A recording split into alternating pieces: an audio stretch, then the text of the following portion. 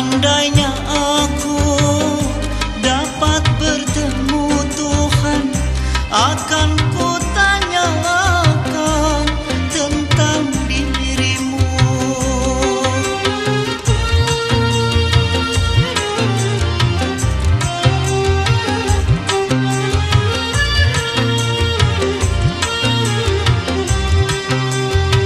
Seandainya aku dapat bertemu Tuhan, akan ku tanyakan tentang dirimu.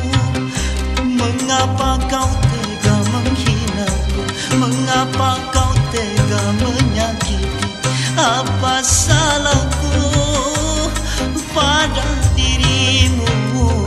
Lebih baik kau berikan aku segelas